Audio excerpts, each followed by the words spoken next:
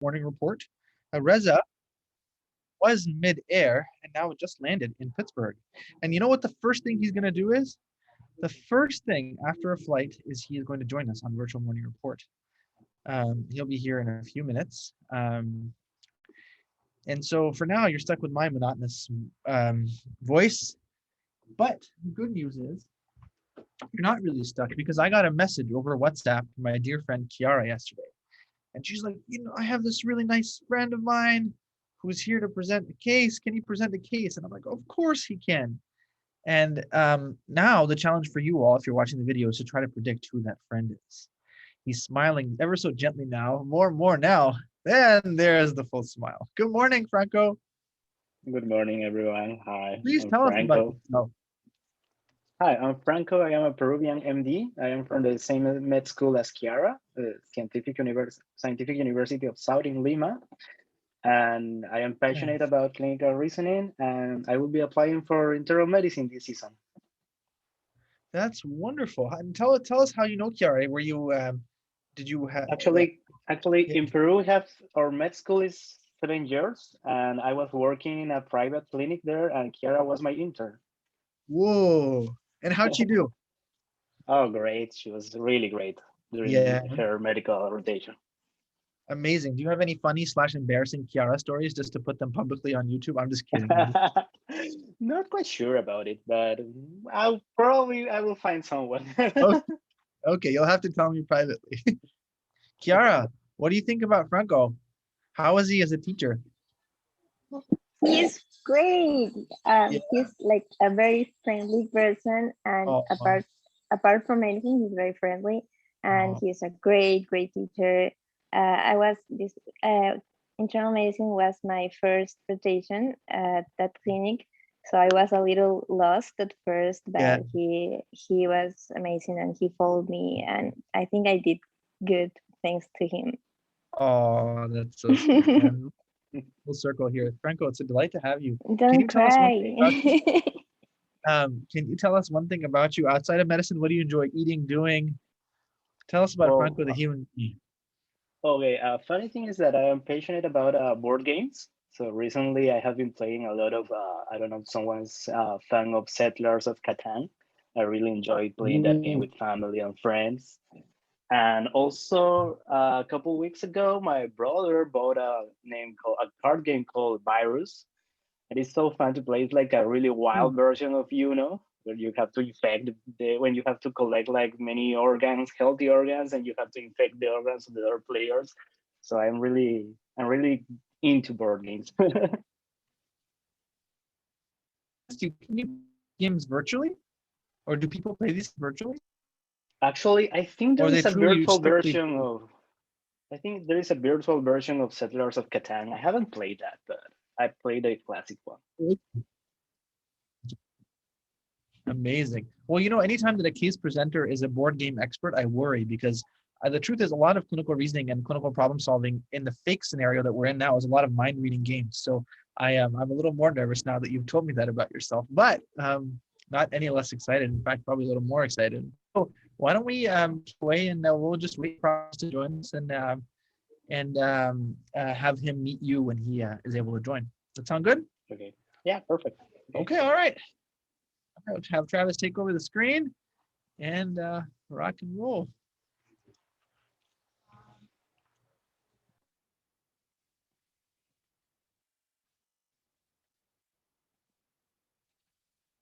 Okay, can I start now? Okay, so for the chief concern, we have a 35-year-old female who presented to the hospital with diffuse abdominal pain and intermittent headaches for 3 weeks. Do you need anything more, or should I give you a little more about the history myself? No, I think this is. I love stopping here because I think that if you're listening alongside us and you're actively asking yourself what's going on, you're probably going to hit an immediate roadblock. Unless you start to think of very out there diagnoses. And this is what people talk about with S1 or S2 thinking. Like if Franco had said, hey, this is a 35-year-old woman with dysuria and lower abdominal pain, you might immediately think of a common diagnosis. But here it's hard to say, I'm confident that this is something. And so what do we tend to do? What do we try to do? I think you have to recognize here that we're trying to not solve the problem, but represent the problem. And I'll try to be more deliberate about saying what most people would be doing in clinical medicine. And there are two phases: problem representation or problem solution. And I will tell you when I am going to try to start solving the problem, but right now I'm trying to represent it. And my understanding is that this is a subacute syndrome that centers on the belly and the head. But in trying to represent the problem well, I'm trying to figure out, okay, well, is any of these two things more noise than they are signal? Is this problem actually simpler than a multi-system disease involving the abdomen and the headache and the head? And that's where I go back and say, you know what? Many people have headaches from problems that have nothing to do with their head. In fact, if you get any syndrome whatsoever, if you break your first toe from a fracture and you have migraines, maybe that'll trigger a migraine. That's not as true for abdominal pain.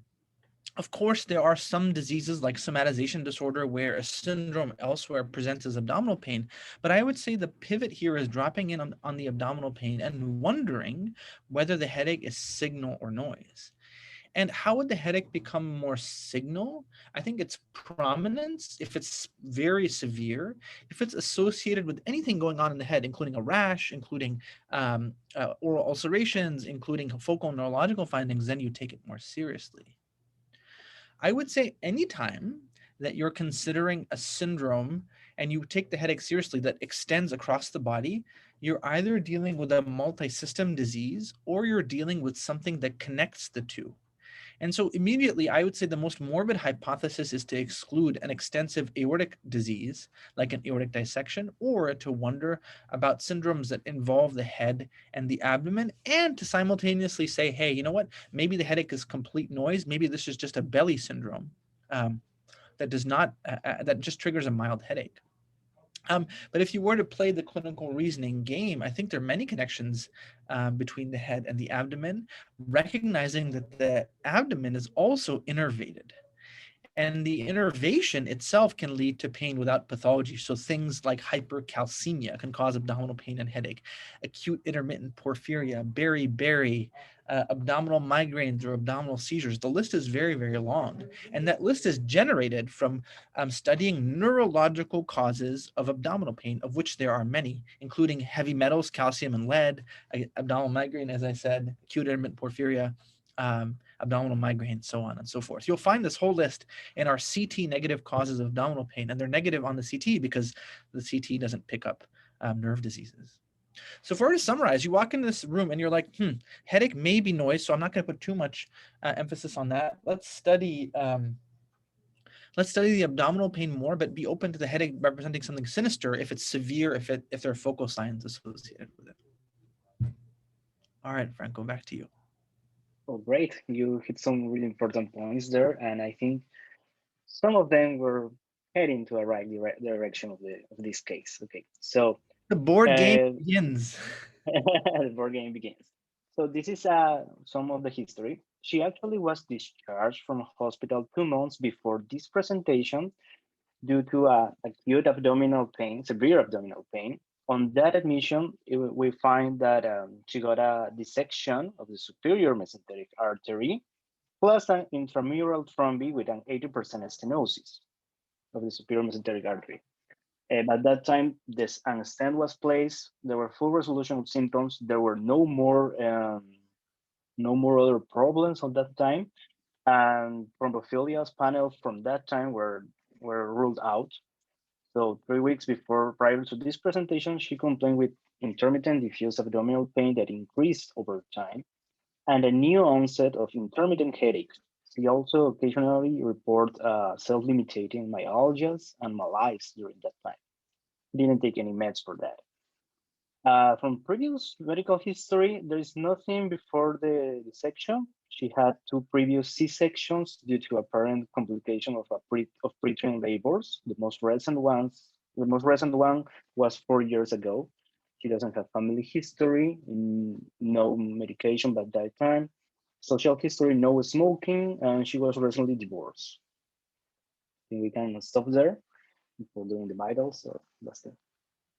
Incredible. I see Prof. Rez is here. Say hello, my friend. Hello, hello, hello. Hi, everyone. Sorry for the late intro. I just landed in Pittsburgh at Liz's house. See, we have a very juicy case that Robbie, you kicked off extremely well. Nice to meet you, Franco. Nice to meet you. You know, like Robbie said, initially when this patient presented, the differential diagnosis was quite broad for both the abdominal pain and the headache. But now we can really narrow that problem representation and frame this as vasculopathy. Vasculopathy. Now, vasculopathy is a broad term. Within it, there's vasculitis. Not all vasculopathies result in inflammation of the vessel. When you're approaching a vasculopathy, you look at the patient's age. This patient is in their third decade of life, third to fourth decade of life, so young. I don't expect this patient to have significant atherosclerosis or a history of severe hypertension. So now we have to think about more exotic etiologies for vessel injury and vessel damage. And when you're approaching the vasculopathy, immediately you want to know what size vessels are involved. Are these large vessels, medium vessels, or small vessels? The vessels that Franco has discussed, these are primarily medium vessels that are being affected. Now, there's one thing that we have to be cautious before we just zoom in on the abdominal region. We have to ask the question, what's going on in the head? So if a patient comes in with abdominal pain and headache, I'm not going to scan their head. But in this patient, where the CT scan of the abdomen revealed this pathology, my next step would be to get an MRA of the head, because I want to know, is this vasculopathy localized to the abdomen, or is it involving the intracranial vessels? And quite frankly, I think the pretest is pretty high that it probably is. It probably is, based on the severe headache this patient has. So the problem representation is vasculopathy, for sure involving the abdominal vessels, the intra-abdominal vessels, but probably also involving the intracranial vessels. So we're in that sort of medium vessel category. Now, note that I said vasculopathy, which is an umbrella term, and we have some good schemas, I think, on CP solvers for vessel disease. When you talk about vasculitis in the abdomen, you can think about stuff like polyarteritis nodosa, Hennock-Schenlein purpura, and even the variable vessel vasculitides that include lupus, Behçet's, that can involve anywhere in IgG4 related disease. But we have to be cautious. We don't know yet if this patient's actually inflamed. We know there's no fever, and we know a signature of vasculitis is inflammation, whether it's in the history, the exam, or the laboratory data, like leukocytosis and such. There are a few other conditions that we have to consider here. One of them is segmental arterial medianolysis, SAM. I wasn't familiar with this, but a throwback to one of our unknown cases with our program director, Harry Hollander, which was a phenomenal case. And based on where the vessel is involved, may prioritize this diagnosis. I think fibromuscular dysplasia in a young woman is something that must be considered as well. And again, you want to know exactly, are there aneurysms? Like which part? Is it at the branch point of the vessels where you're seeing the pathology or not?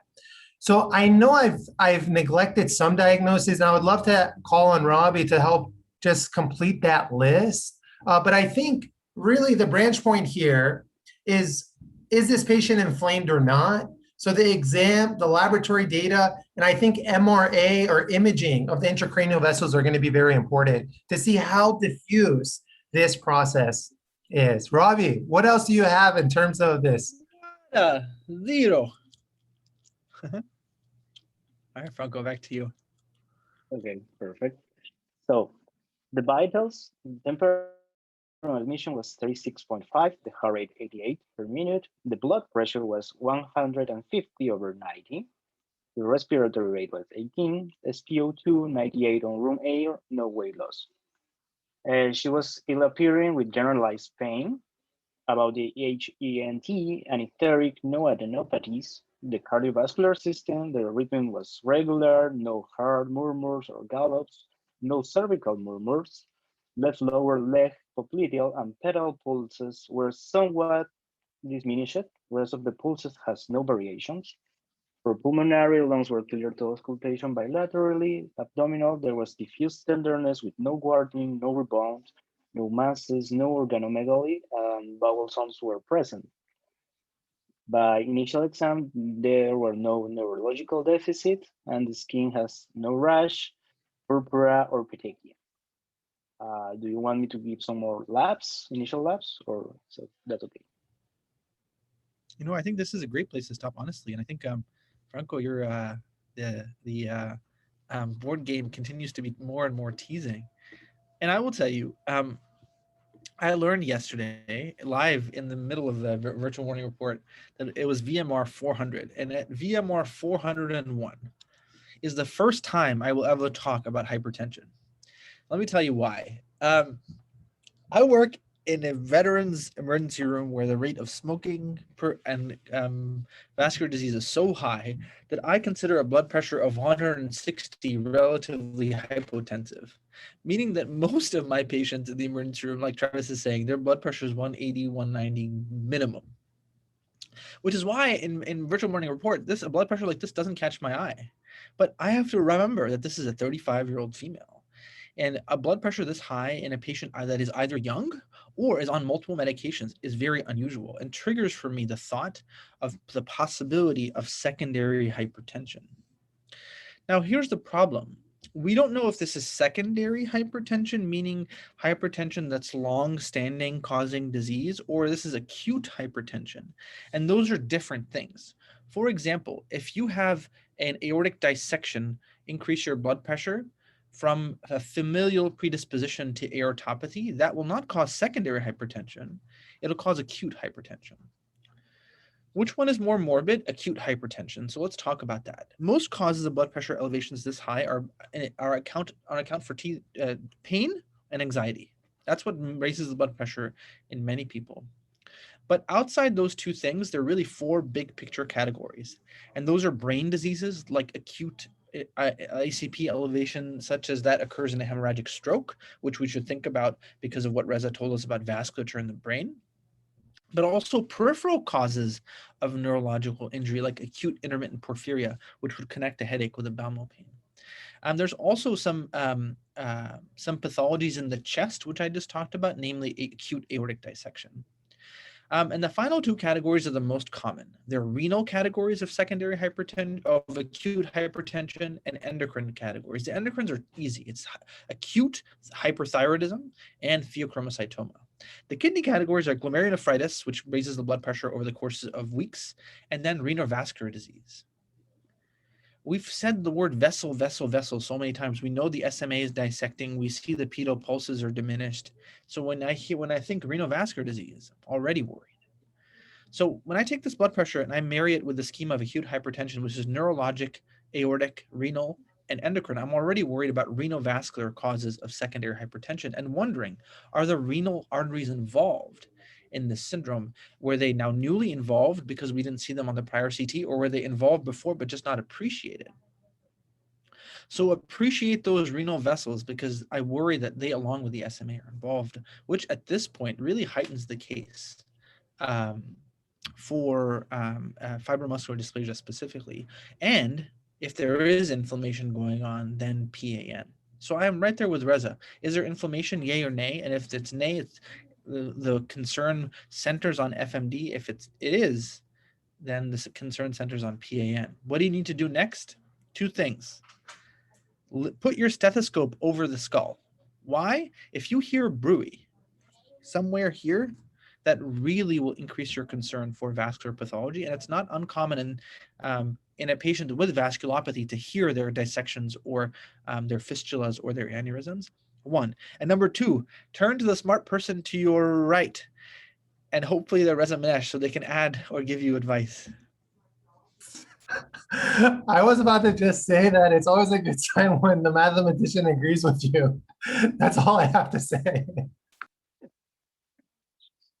Okay, so we are going to the laboratories. The initial ones, the CTC, her hemoglobin was 9, the creat was 25.6, MCV 88, MCH 29. The leukocytes were 3078, no bands, lymphocytes in Franco, I'm so sorry to 1078. interrupt you. Can you repeat the platelet count and the MCV just so our scriber can catch up? Okay, MCV was 88, MCH 29. The hemoglobin was 9, the creat was 25.6, leukocytes were 3078, no bands, no lymphocytes. The lymphocytes were in 1058. The platelets were in 282,000. Regarding the CMP, the electrolytes were normal. The creatinine was 0.61. The BUN 11, lactate 6.5 milligram per deciliter, and the LDH 183, the DHL. Also HIV negative, hepatitis panel was negative. We sent the CPR value was 2.24. The ECR value was 91. What else? We sent it was a negative ANA. What was that one? You said CRP? Is that what you meant? Oh, C-reactive protein. Was 2.2? 2.24. And the erythrocyte sediment rate was 91. We also sent the classic vasculitis panel. It has a negative ANA, ENA panel negative, Cianca negative, Bianca negative, rheumatoid negative, CCP negative, cardiolipin, beta-2 glycoprotein, all negative, all but a mild elevation of the lupus anticoagulant. It was not too high. I don't have the exact value there.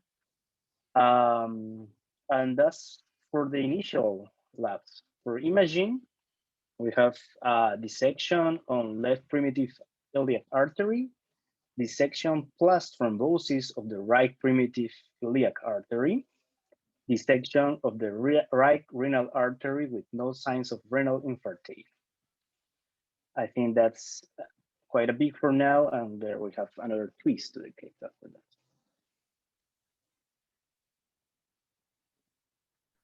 Thanks, Franco. And just to clarify a few points, if that's okay. The lactic acid is elevated at 6.5, is that correct? For lab values, no, it's until 11. Oh, the lactic acid level is normal? Is that right? Got it. The CRP is normal, but the ESR is elevated? Correct. The CRP, yeah, that's okay. Very helpful. And then it seems there's a lot of dissection going on. Did you tell us about imaging of the head, or do we just have the chest, abdomen, and pelvis right now? Right now, for this moment, we don't have the imaging for the head because it's something that happened after those tests. Excellent. Thank you so much, Franco. What I'll tackle is the laboratory data and then leave the imaging for Robbie to tackle or to discuss with me. I think one of the main questions we came into this aliquot with was, is this patient inflamed or not? You see, inflammation, there are many markers of inflammation. In the physical exam, the most specific marker is a fever. This patient's afebrile. When you get to the laboratory data, you see that anemia can be a secondary to inflammation. However, this is a young woman. It'd be important to know what her menstrual cycle's like. I'd be interested in her ferritin level, just to get a sense of if this is anemia of chronic inflammation, or if this is iron deficiency anemia. The white blood cell count being 3.78 is enough to irritate me, meaning that it's not totally normal, but it's sort of something that I'm tracking, but I'm not going to invest too much cognitive effort, meaning I'm not going to the bone marrow yet.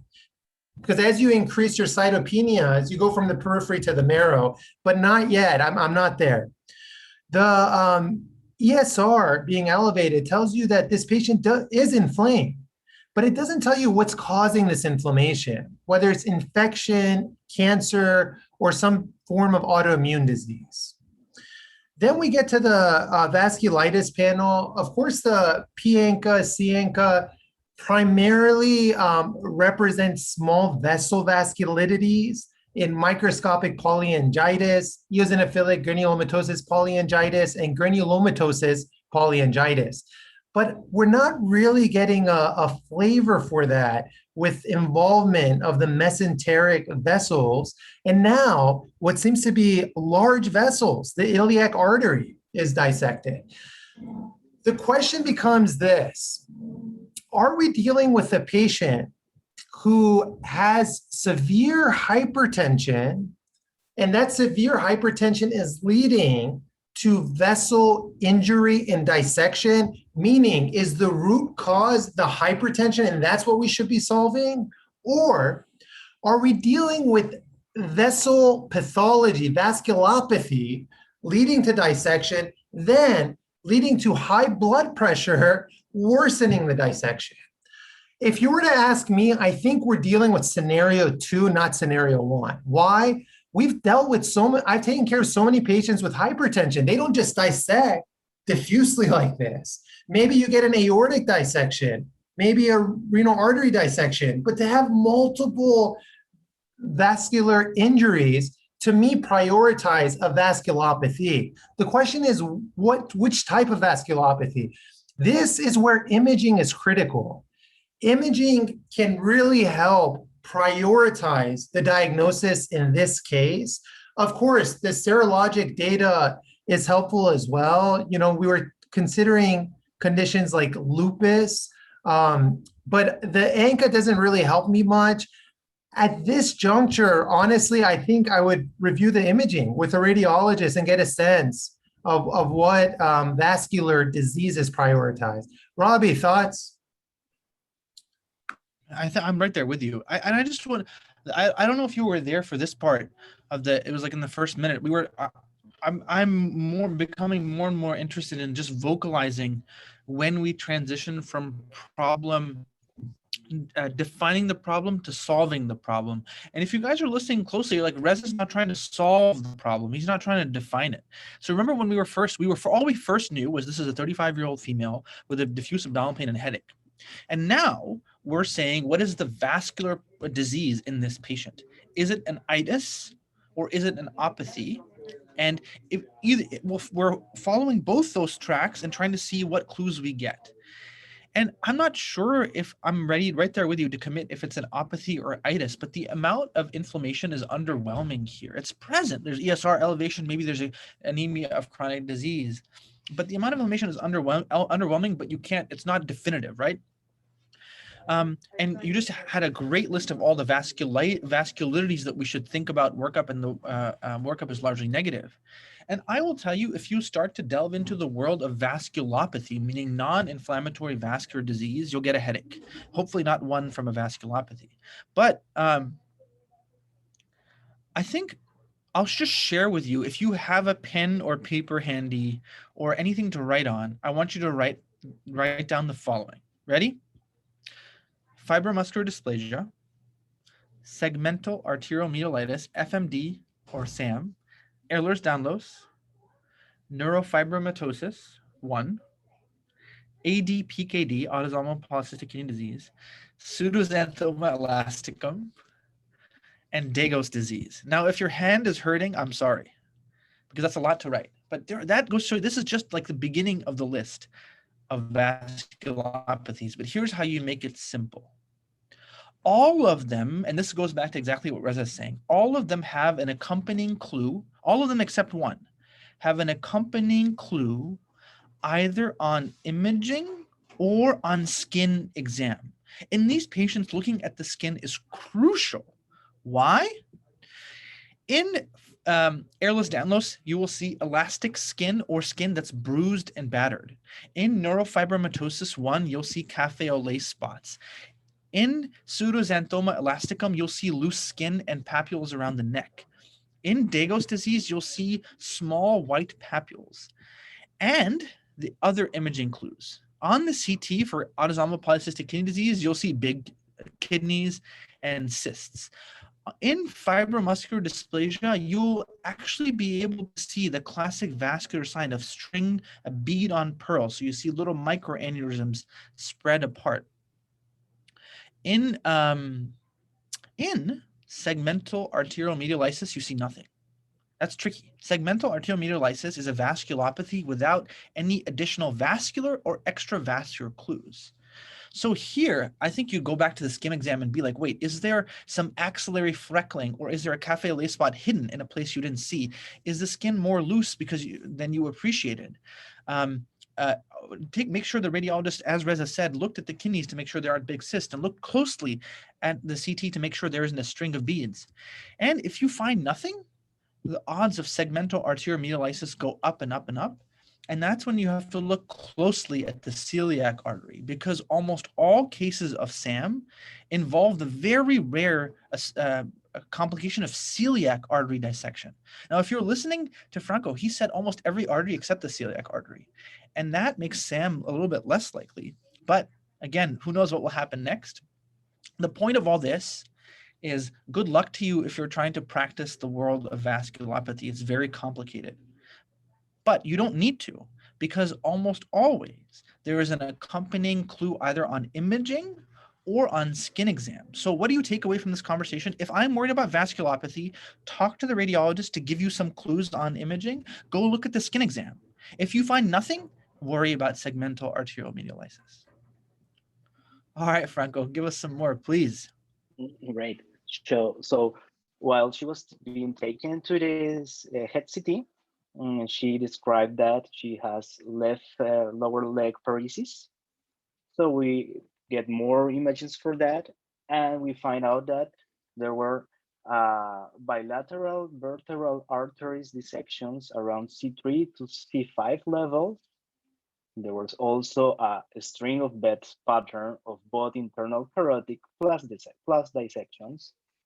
Another more labs that we take a little long to arrive, but we also ordered Cooper levers that were normal. Genetic orthopathy panel that was normal for Ehlers-Danlos, normal for homocystinuria, Loy's diets, and all the panel. And we also did a fundoscopy, and the ophthalmologist described tortuosity of all the vessels in both eyes, and a PET CT that only showed inflammation around the stents, no other areas. So with the neurosurgeon put the stents on both arterial dissections of the cervicals and also on the other ones. And she was kind of quiet after that. Prof. Rez, I rambled. The mic is yours, my friend. Honestly, let's tackle this one together because I really feel outside my comfort zone. Franco, so basically with this additional aliquot, it just tells us that there's intracranial vasculopathy as well, in addition to sort of diffusely throughout the body, correct?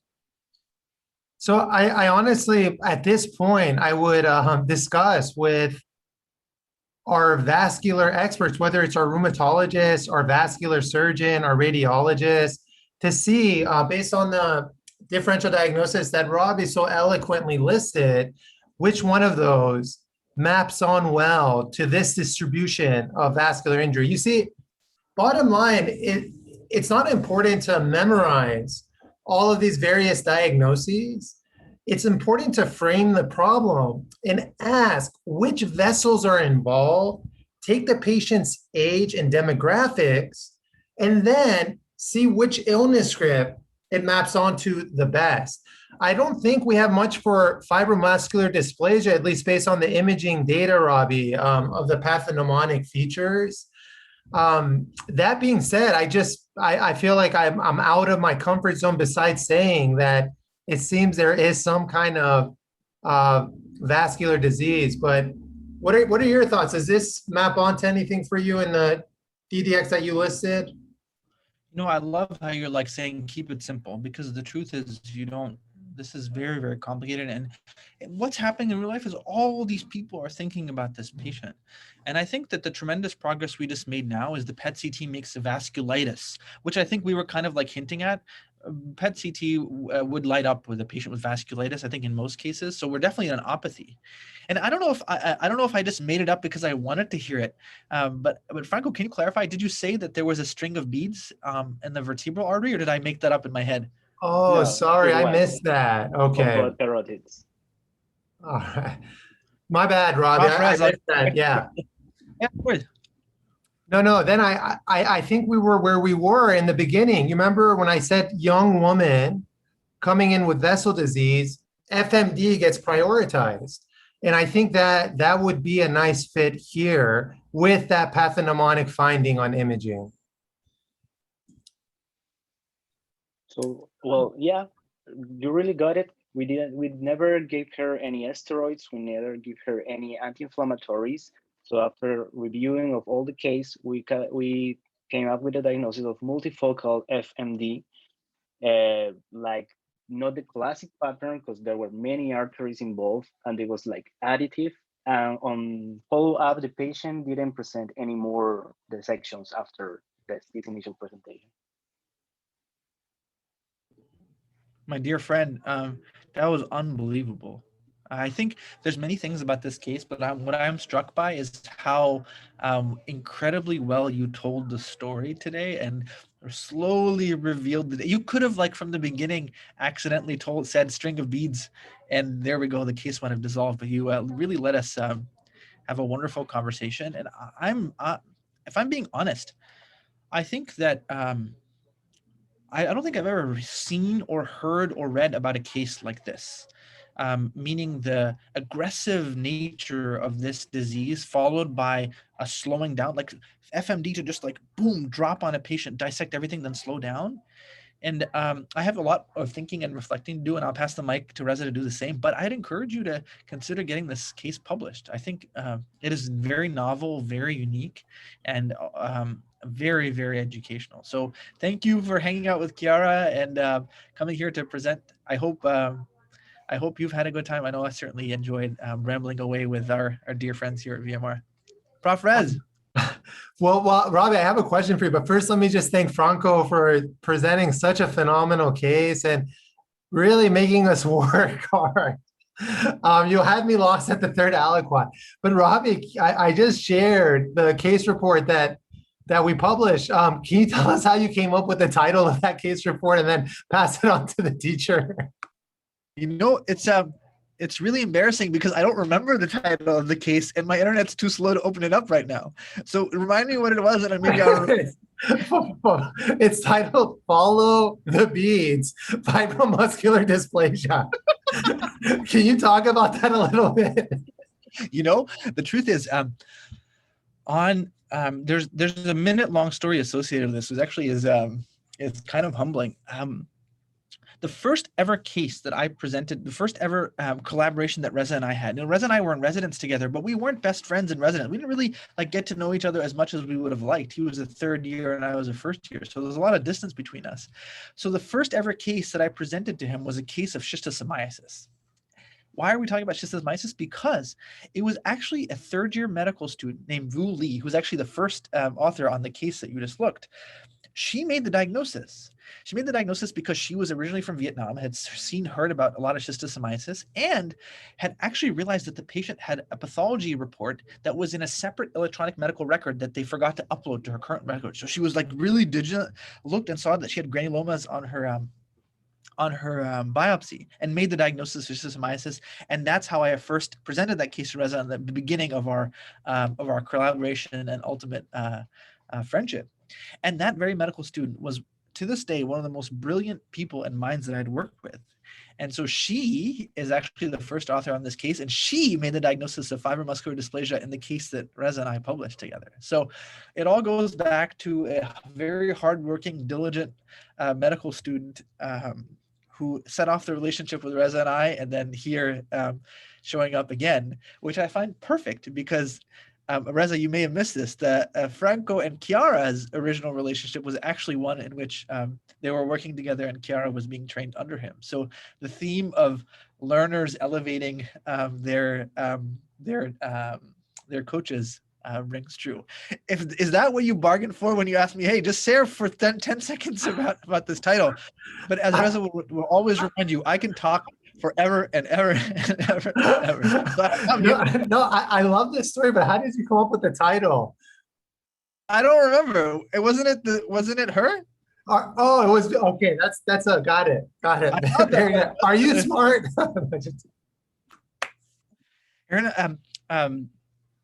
Franco, I'm curious if you can tell us what you learned from this case and how the patient is doing now. Well, for this case, I learned how to focus a female with new onset hypertension and with multiple dissections. It is really important to do that workup of vasculitis versus vasculopathy. And also notice that the classic picture of a female with FMD would be like the stream of blood appearance on a renal artery. But this time the classic pattern could appear everywhere else. And there is some substrate of FMD cases that right now is considered a multifocal disease, not only from that artery, you know. And also right now the patient, she's doing well.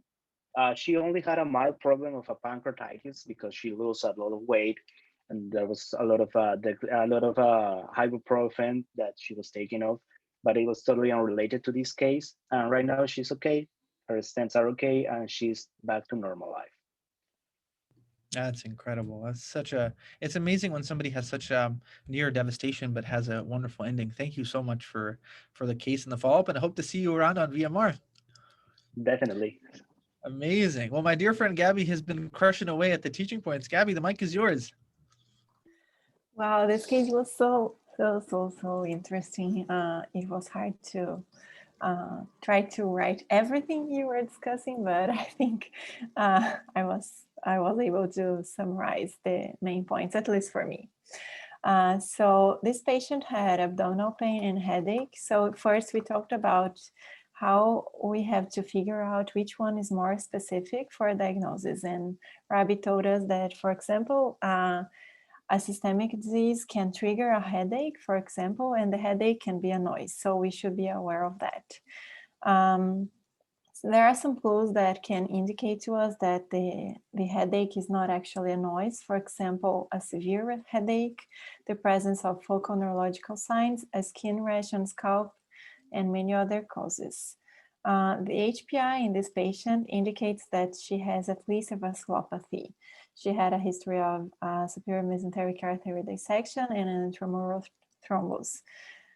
So these led us to think about a pathology that was involving both the brain and abdominal vessels. About the vasculopathy, we have to think if there is vasculitis or not. If there is a vasculitis, it means it's related to inflammation, which can be, there are some clues that are present, usually association with fever and leukocytosis. In older patients, vasculopathy is usually secondary to atherosclerosis, but in a young patient like this, we have to look for secondary or uncontrolled hypertension and also vasculitis.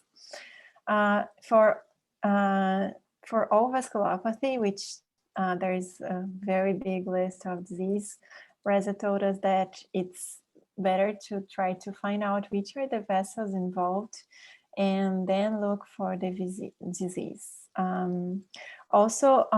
We talked a little bit about how the hypertension can be acute and chronic, and how this can be a very important thing for us to try to narrow and dissect. For example, for acute hypertension, the most common causes are secondary to pain and anxiety. But besides that, we have 4 categories, which are neurologic, cardiac, renal, and endocrine disease. And we have to think about which one is present here and try to figure out what is the cause.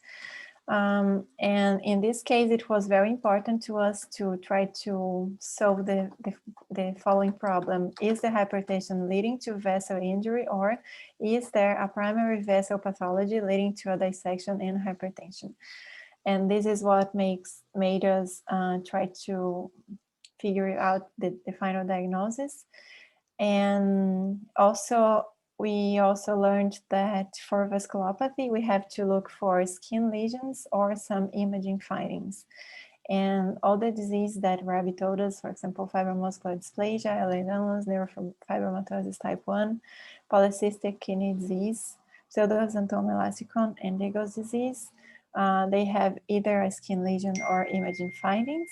And the last one, which is, I forgot the meaning of SAM, but SAM, usually they don't have a skin pathology, and the specific finding is celiac artery dissection.